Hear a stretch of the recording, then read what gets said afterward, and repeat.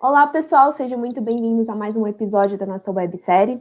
A gente já conversou com vocês um pouco sobre soluções para o segmento farmacêutico, soluções para o final de linha para o segmento home care, inspeções com inteligência artificial, e hoje a gente veio falar com vocês mais sobre robôs colaborativos e suas aplicações.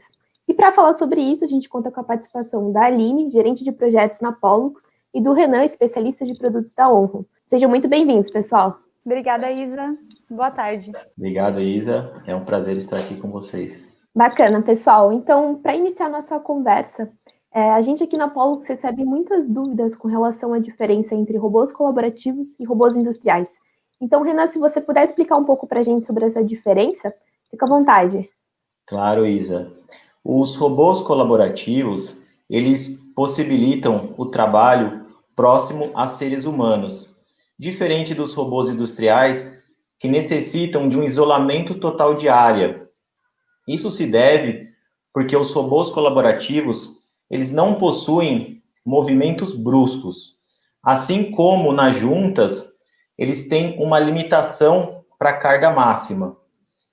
Outro ponto é que, em função desse isolamento, que não é necessário nos robôs colaborativos, proporciona a possibilidade de células compactas e abertas, por exemplo, num fim de linha, possibilitando um melhor aproveitamento do layout. Um outro ponto é a facilidade de implementação. Como os robôs colaborativos não requerem uma série de recursos periféricos, por exemplo, cercas, alguns dispositivos de segurança, a implementação é muito mais simples.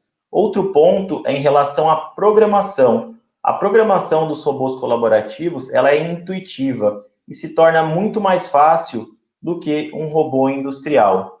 A flexibilidade que os robôs colaborativos oferecem, ela é muito grande, atendendo uma gama muito grande de aplicações.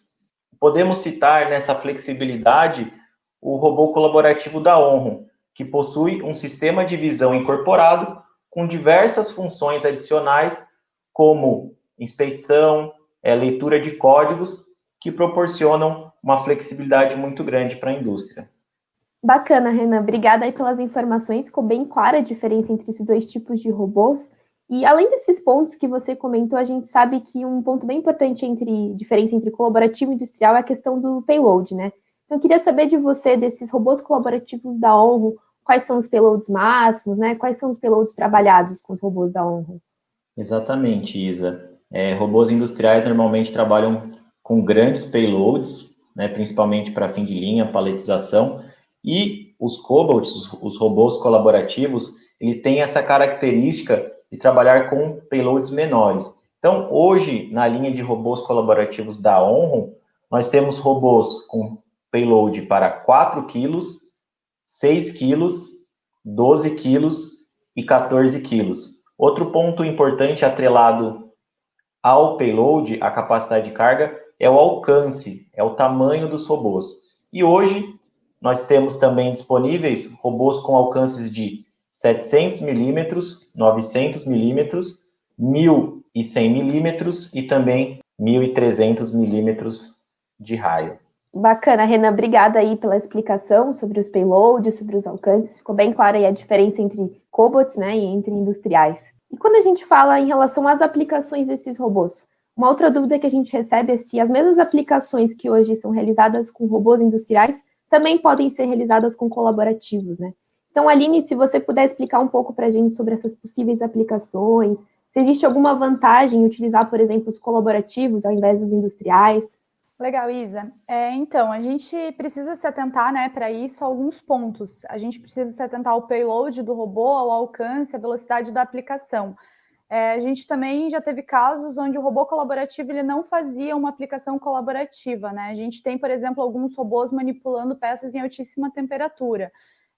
O que o Renan comentou, né? A gente tem essa flexibilidade com os robôs colaborativos com células menores, então muitas das vezes o problema é layout nas fábricas dos nossos clientes, e aí a gente consegue mesmo com proteções físicas, né, o robô não fazendo uma aplicação colaborativa, a gente consegue ter uma célula menor, né? Então, traz essa flexibilidade que é bem legal. Mas a gente tem também, como o Renan comentou, robôs colaborativos fazendo várias aplicações de final de linha, né? A gente tem paletizações, encaixotamento, armação de caixa, que é onde a gente sugere, inclusive, começar a automatizar uma fábrica. Então, essas aplicações, elas são aplicações mais fáceis de implementar, né? São um pouco mais tranquilas, traz um menor impacto ao dia a dia daquela fábrica, e os operadores se acostumam de forma mais fácil, né, com esse novo sistema automatizado. Então, algumas das vantagens que a gente tem, né, de usar robôs colaborativos no final de linha, a gente tem eliminação de esforço repetitivo, então a gente tem caixas pesadas, né, o operador fazendo aquela paletização o dia todo.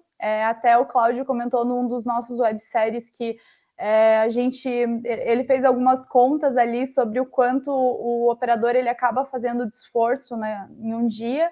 Então, esse é um ponto bem importante. A gente tem a parte de ganho de produtividade, se reduzem os custos naquela etapa, né, da operação, e um ponto importantíssimo nessa pandemia que a gente está vivendo agora é o distanciamento social. Então, a gente às vezes tem um operador que ele é qualificado, ele vai tomar conta de vários robôs numa linha, então a gente evita aglomerações nessa etapa do processo, e assim a gente consegue também cuidar dos nossos clientes, né? É um ponto bem importante, traz um impacto bem positivo. E a gente tem também, só finalizando, várias aplicações com colaborativos, né? Não é só no final de linha, enfim, a gente tem um exemplo do FlexEye, foi comentado com o pessoal em um dos webséries que a gente teve, que faz inspeções, então a gente tem uma flexibilidade bem legal de aplicações com colaborativos também.